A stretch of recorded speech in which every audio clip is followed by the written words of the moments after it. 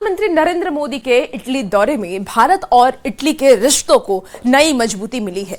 रोम में इटली की प्रधानमंत्री जॉर्जिया मेलोनी के साथ संयुक्त प्रेस बयान में मोदी ने दोनों देशों के बीच बढ़ते भरोसे, राजनीतिक साझेदारी और आतंकवाद के खिलाफ साझा लड़ाई का बड़ा संदेश दिया। पीएम मोदी ने काशी और रोम की ऐतिहासिक विरासत का जिक्र करते हुए रिश्तों को सभ्यताओं से जुड़ाव से भी उसे जोड़ा है। रिपोर्ट आपको दिखाते हैं।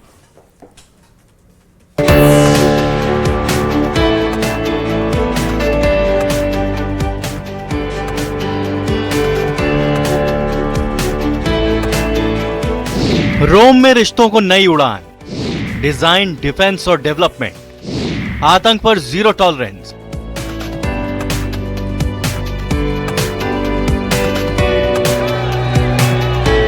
प्रधानमंत्री नरेंद्र मोदी का रोम में जोरदार स्वागत हुआ और इसी गर्मजोशी के साथ भारत इटली रिश्तों को भी नई दिशा मिल गई। संयुक्त प्रेस कॉन्फ्रेंस में पीएम मोदी ने इटली के प्रधानमंत्री जॉर्जिया मेलोनी का आभार जताते हुए कहा कि रोम को दुनिया में शाश्वत नगर के नाम से जाना जाता है और भारत में उनका संसदीय क्षेत्र काशी भी इसी पहचान के लिए प्रसिद्ध है।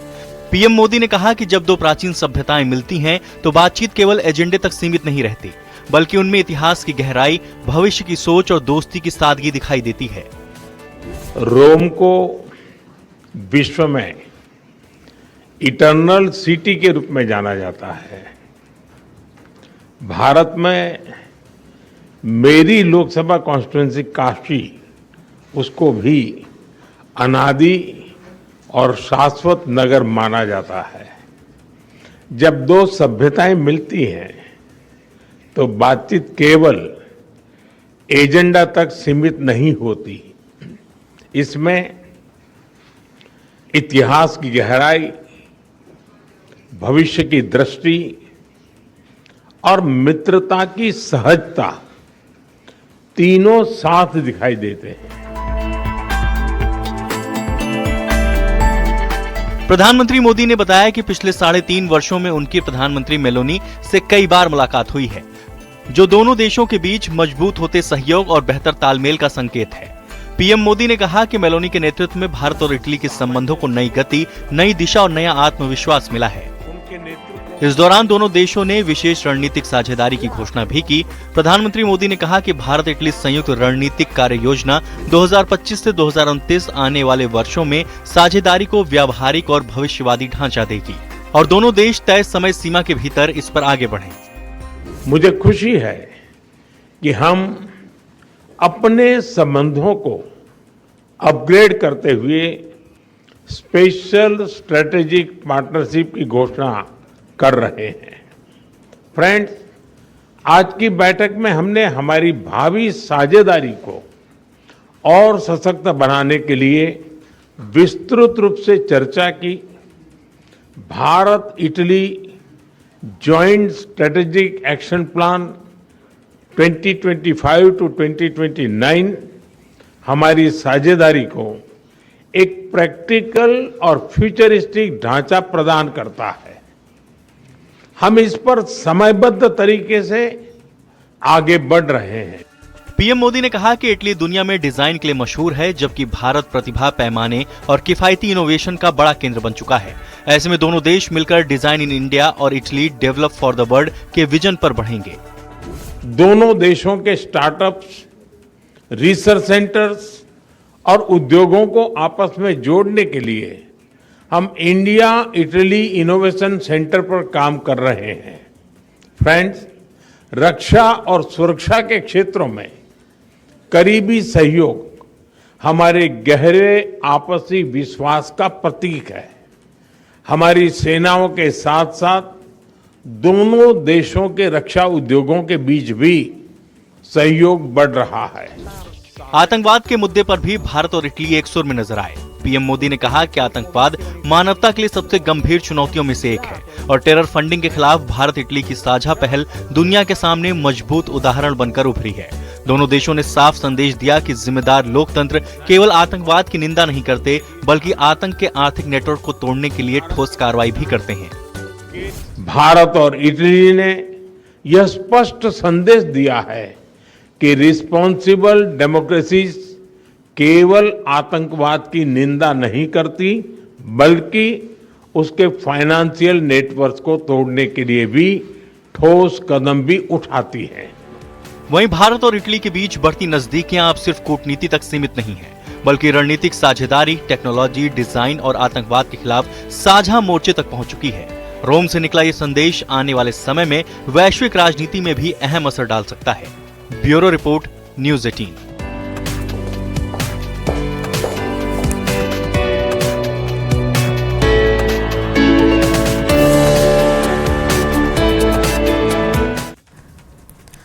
देखिए, राजधानी जयपुर समेत देश भर में मेलोडी टॉफी की मांग अचानक से अब बढ़ गई है। प्रधानमंत्री नरेंद्र मोदी के द्वारा इटली की प्रधानमंत्री की बात कर लें, जिनका नाम है जॉर्जिया मेलोनी, उनको मेलोडी टॉफी गिफ्ट किया गया और गिफ्ट किए जाने के बाद सोशल मीडिया पर यह टॉफी जबरदस्त ट्रेंड कर रहा है। जयपुर के डिस्ट्रीब्यूटर्स के मुताबिक बिक्री में बड़ा उछाल देखने को मिला है। इंटरनेट पर मेलोडी चॉकलेट की कीमत सर्च करने वालों की संख्या भी अब तेजी से बढ़ रही है। वहीं पार्ले इंडस्ट्री के शेयरों में 5% का अपर सर्किट लगने की चर्चा भी तेज है। उसके भी बाजार अब ज्यादा बिक्री हो रही है और टॉफी अब एक खास गिफ्ट आइटम के रूप में भी लोकप्रिय हो गई है। तो मेलोडी टॉफी, जो कि प्रधानमंत्री नरेंद्र मोदी की तरफ से इटली की पीएम जॉर्जिया मेलोनी को दिया गया, और मेलोडी क्योंकि एक हैशटैग भी कुछ सालों पहले बना था जब प्रधानमंत्री नरेंद्र मोदी और जॉर्जिया मेलोनी एक दूसरे से मिले थे। अब ये टॉफी जब गिफ्ट किया गया तो उसकी डिमांड ज्यादा बढ़ गई। मेरे हाथ में इस समय मेलोडी टॉफी है और इस टॉफी को देखकर आप ये तो समझ ही गए होंगे कि ये चर्चा में क्यों है। भारत के प्रधानमंत्री नरेंद्र मोदी ने इटली की प्रधानमंत्री मेलोनी को जब से मेलोडी दी है, मेलोडी की बिक्री के अंदर अचानक से उछाल आ गया है और राजधानी जयपुर के अंदर डिस्ट्रीब्यूटर का यह मानना है कि मेलोडी चॉकलेट की बिक्री जो है वो अचानक से बढ़ गई है। हम इस समय एक ऐसे गोडाउन में हैं जहां पर मेलोडी चॉकलेट्स का पूरा भंडार रखा है। आप ये डब्बे मेरे साथ देख सकते हैं। इसके पीछे जो है गोडाउन का दूसरा हिस्सा है, उसमें मेलोडी के बहुत सारे कार्टन्स हैं और वो डिस्ट्रीब्यूटर भी हमारे साथ इस समय मौजूद है। उनसे भी बात करने की कोशिश करते हैं कि मेलोडी की बिक्री के अंदर कितना अंतर इस समय आया। क्या नाम है आपका? गोविंद, ये बताइए कि मेलोडी आप भी जानते हैं कि चर्चा में क्यों है, तो कितना स्टॉक आपको और मंगाना पड़ा मेलोडी का और कितने जो शॉपकीपर हैं वो आपको ऑर्डर दे रहे हैं मेलोडी को लेकर? कंटिन्यू का ऑर्डर दिए जा रहे हैं शॉपकीपर्स का और आगे से ही माल आया जा रहा है इसका। तो अच्छी कदार में बिक्री है ये मेलोडी जब प्रधानमंत्री नरेंद्र मोदी ने इसको चर्चा में लाया है। आपने लंबे समय से आप मेलोडी के डिस्ट्रीब्यूटर रहे हैं, लेकिन आपको लगा था कि अचानक से इस टॉफी का भाग्य ऐसा खुलेगा कि लगातार इसी की मांग होगी? जब से मोदी ने इसको करा है प्रचार इसका, उसके बाद में इसका थोड़ा बम्प आया है इसके अंदर। आपका क्या नाम है? संतोष अग्रवाल। संतोष जी, ये बताइए कि आपके पास में दूसरे भी तमाम प्रोडक्ट रखे हैं जो खाने पीने के हैं, लेकिन आपके गोडाउन में देखा यह जा रहा है कि मेलोडी के जो कार्टन्स है वो सबसे ज्यादा है, ऐसा क्यों? सर, मेलोडी की डिमांड अब कुछ पहले से ज़्यादा बढ़ी है और मार्केट में अच्छा खासा इसका रिजल्ट भी आया है, रिस्पॉन्स भी आ रहा है और धीरे धीरे प्रयास कर रही है, कंपनी भी कर रही है, डिस्ट्रीब्यूटर हम लोग भी कर रहे हैं, तो इसको काफ़ी और थोड़ा सा आगे बढ़ाने का प्रयास जारी है अभी पूरा। तो ये भारतीय ब्रांड है और अचानक से जब से ये भारतीय ब्रांड इटली में छाया है तब से भारत में भी इसको लेकर जो है वो सर्च शुरू हो गई है और ये जयपुर के बड़े डिस्ट्रीब्यूटर्स में से एक हैं और राजधानी जयपुर के अंदर अब मेलोडी की बिक्री में उछाल आया है। अब राजधानी जयपुर के साथ साथ ये पूरे प्रदेश के अंदर जो है सबसे ज्यादा जो है ढूंढे जाने वाली टॉफी बन चुकी है। हालांकि इसके सटीक आंकड़े आने में समय लगेगा कि इसकी जो बिक्री है वो कितनी प्रतिशत उसमें वृद्धि हुई है, तब तक इंतजार करते हैं। लेकिन फिलहाल जो है वो मेलोडी इस समय न केवल भारत में बल्कि पूरी दुनिया में चर्चा का विषय बनी हुई है। कैमरामैन अविनाश के साथ आसिफ खान, न्यूज़ 18 जयपुर। चलिए बात अब मौसम की मिजाज की कर लेते हैं। तो देखिए, दिल्ली एनसीआर में पारा हाफ सेंचुरी मारने को बेताब है। घर के बाहर झुलसा देने वाली गर्मी लोगों की परेशानी का कारण बनी हुई है। मई का अंतिम हफ्ता चलने वाला है, लेकिन अभी जून आने वाला है। जून में टेम्परेचर का टॉर्चर अभी बाकी है। आसमान से बरसती आग और झुलसाती पछुआ हवाएं अभी परेशानी को और ज्यादा बढ़ाने वाली है। वहीं दूसरी तरफ मौसम विभाग ने लोगों से सेफ्टी को देखते हुए एडवाइजरी जारी करने को कहा है। गर्मी के प्रकोप पर देखिए हमारी ये खास रिपोर्ट।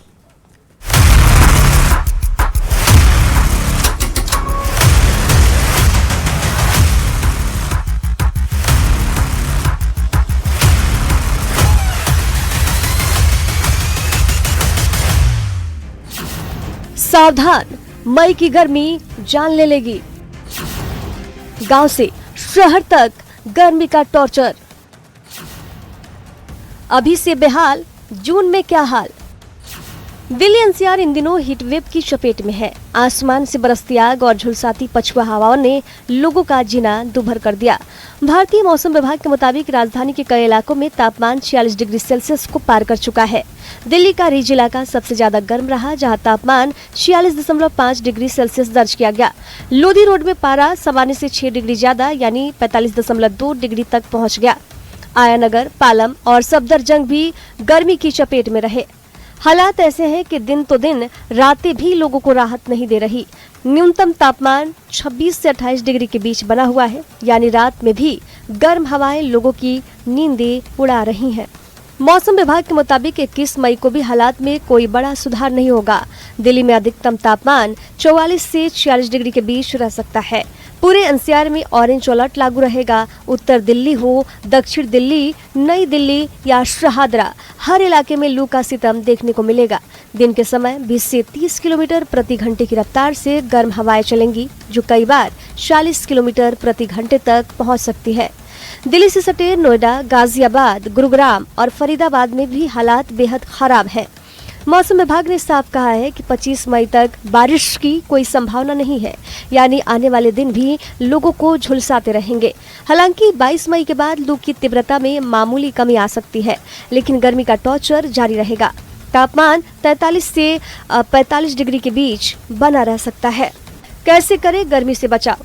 हाइड्रेटेड रहें, पर्याप्त मात्रा में पानी पिए, ओआरएस का घोल पिए, नींबू पानी, लस्सी पिए, नारियल पानी का सेवन करें।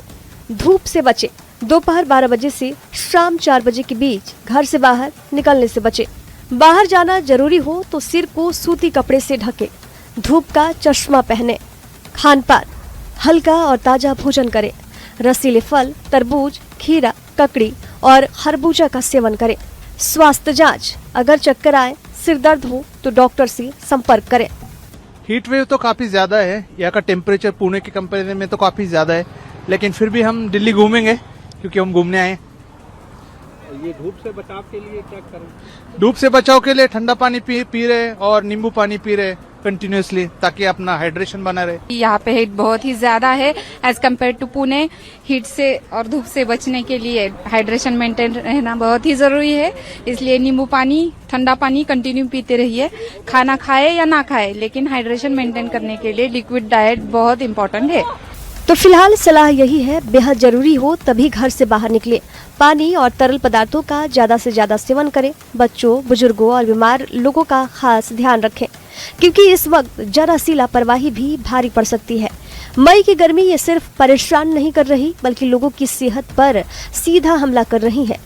और मौसम विभाग की माने तो आने वाले कुछ दिन अभी और मुश्किल भरे रहने वाले हैं, इसलिए सतर्क रहें, सुरक्षित रहें और गर्मी के इस टॉर्चर से खुद को बचा कर रखें। Bureau report, news 18, Delhi NCR.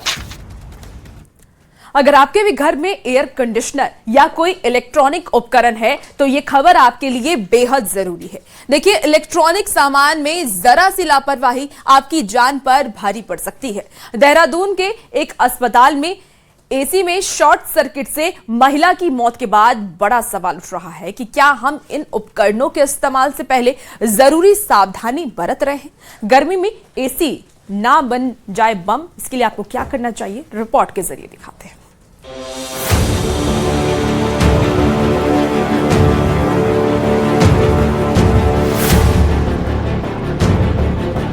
गर्मियों के सीजन में हर व्यक्ति चाहता है कि घर या ऑफिस में एसी की ठंडी हवा मिले, लेकिन यही राहत अब खतरे में बदलती हुई नजर आ रही है। हाल ही में हल्द्वानी में फ्रिज में करंट आने से एक बच्चे की मौत हो गई थी और अब देहरादून में अस्पताल के अंदर एसी में शॉर्ट सर्किट से महिला की जान चली गई। जानकारों की माने तो इलेक्ट्रिक उपकरणों की सही इंस्टॉलेशन और नियमित मेंटेनेंस बेहद जरूरी है। हम लोग जो है सही तरह की गैसेस यूज नहीं कर रहे हैं। वायर जो होते हैं हम लोग जो सप्लाई के लिए यूज कर रहे हैं वो ब्रांडेड यूज नहीं कर रहे हैं, लोकल तार यूज कर रहे हैं और मेंटेनेंस नहीं कराते हैं। लोग मेंटेनेंस करा रहे हैं, कौन सी गैस डाल रहे हैं एसी में, फ्रिज में, वो हमें नहीं पता है। अभी जैसे बोलते हैं कि ज्वाइंट नहीं लगना चाहिए, ज्वाइंट एसी का जो तार है, तार में ज्वाइंट नहीं लगना चाहिए। तो कस्टमर की भी थोड़ी गलती होती है और कुछ टेक्नीशियन की भी गलती होती है। वो ये गलती होती है कि हम R32 का गैस डाल के रखते हैं उसमें और हम 22 का वो होते हैं पाइप, वो तो हम उसमें R32 इंस्टॉल कर देते हैं। उसकी वजह से लिक्विड जो है आपस में मिल जाता है, उसकी वजह से प्रॉब्लम होती है। सेम फैक्चुअल होता है, जैसे मान लो जरूरी होता है हमारा स्टेबलाइजर लगाना हो गया, बहुत सारी चीजें ऐसी होती है जो हम इग्नोर करते हैं, वो हमें आगे जाके दिक्कत देती है। तो इसलिए जरूरत है। यानी साफ है कि इलेक्ट्रॉनिक सामान खरीदते और लगाते वक्त पूरी जानकारी और सावधानी बेहद जरूरी है। थोड़े पैसे बचाने की कोशिश कहीं जान पर भारी न पड़ जाए और सबसे जरूरी समय समय पर इन उपकरणों की मेंटेन जरूर कराएं। न्यूज़ 18 के लिए देहरादून से भारती सकलानी उनियाल की रिपोर्ट। उत्तराखंड में चारधाम यात्रा इन दिनों अपने पूरे शबाब पर है। बैकुंठ धाम में भगवान बद्री विशाल के दर्शनों के लिए हर दिन श्रद्धालुओं का सैलाब उमड़ रहा है। अब तक लाखों भक्त भगवान बद्रीनाथ के दरबार में शीश नवा चुके हैं और इस बम्पर यात्रा से जहां स्थानीय कारोबारियों के चेहरे खिल उठे हैं, तो वहीं दूसरी ओर व्यवस्थाओं को और पुख्ता करने की मांग भी उठने लगी है। रिपोर्ट आपको दिखाते हैं।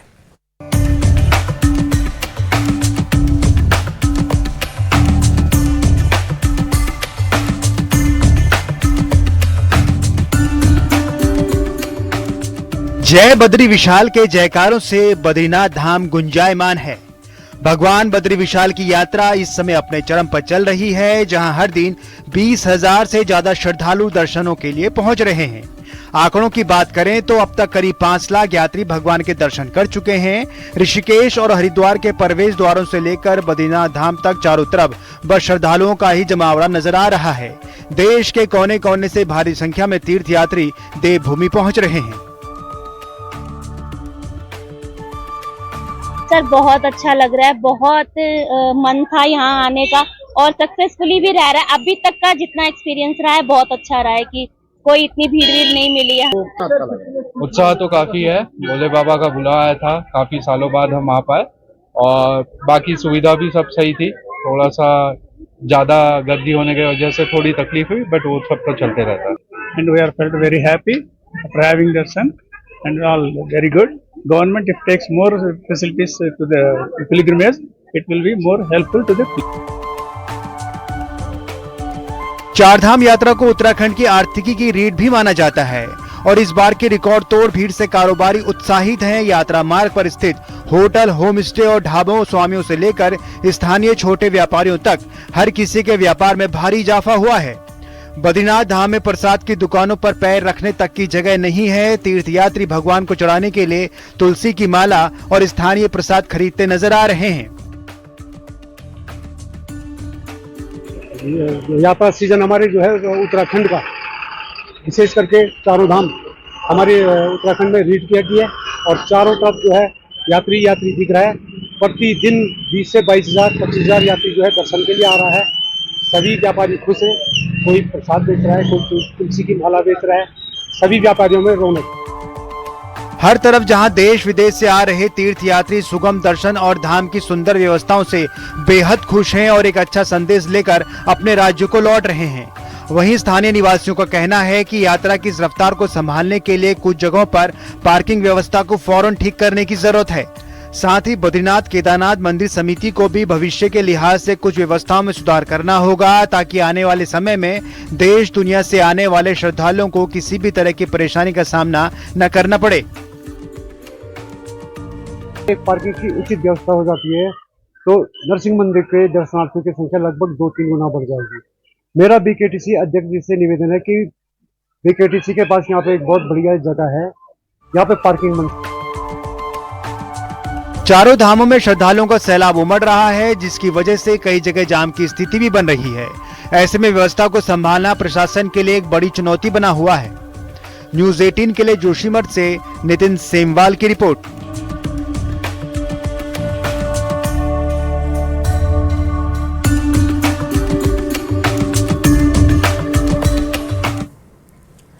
जेल में रहने वाले कैदी भी समाज के मुख्य धारा से जुड़ सके और इसके लिए उन्हें जेल के अंदर ही कई गुण सिखाए जा रहे हैं। कई तरह के कलाकृति कैदी जेल में ही बना रहे हैं। वो कलाकृति भी आपको इस वक्त टीवी स्क्रीन पर दिखा रहे हैं और उनके बनाए हुए सामानों को बिहार म्यूजियम में बेचा भी जा रहा है। बिहार म्यूजियम के अपर निदेशक का यह कहना है कि इस पहल से वो जेल से बाहर आने के बाद अपना जीवन यापन आराम से कर पाएंगे और इस पहल का जायजा लिया है न्यूज़ 18 संवाददाता विनीता मिश्रा ने। उद्योग के क्षेत्र में बिहार लगातार आगे बढ़ रहा है, लेकिन आज हम आपको एक ऐसे उद्योग के बारे में बता रहे हैं। आप भी जानकर हैरान होंगे कि जेल में रहने वाले कैदी भी कैसे उद्योग कर पा रहे हैं। जेल में जो कैदी रहते हैं उन्हें ट्रेनिंग दी जाती है और उनके बनाए हुए सामान बिहार म्यूजियम में लोग खरीद भी रहे हैं। ये देखिए, यहाँ पर लिखा है मुक्ति बिहार कारा उद्योग, और जो कैदी जेल में रहते हैं उन्हें अलग अलग सामान बनाने की ट्रेनिंग दी जाती है और उसके बाद ट्रेनिंग पाकर उनके द्वारा बनाए हुए सामान उनको रोजगार भी उपलब्ध करा रहा है। यानी जो कैदी जेल में रह रहे हैं, जेल से निकलने के बाद वो समाज की मुख्य धारा से जुड़े, इसके लिए ये जो अच्छी पहल है वो की गई है। और देखिए, उनके बनाए हुए कई सामान आपको पसंद आएंगे। बिहार सरकार का जेल प्रशासन जो है उसकी अनूठी पहल है। इस पहल को सब जगह लोकप्रियता मिल रही है। बिहार म्यूजियम में इसका हम लोगों ने एक अलग कोना दिया है और इस कॉर्नर पर बड़ी संख्या में लोग आते हैं। चूँकि कैदियों को आत्मनिर्भर बनाने की दिशा में जेल प्रशासन का बहुत ही नया पहल है और इस पहल की सराहना की जानी चाहिए। और आम लोग भी जब जानते हैं कि कैदियों द्वारा बनाई गई सामग्री हैं, इतनी उत्कृष्ट, इतनी कलात्मक जो चीज़ें बन रही हैं, उसकी मांग है।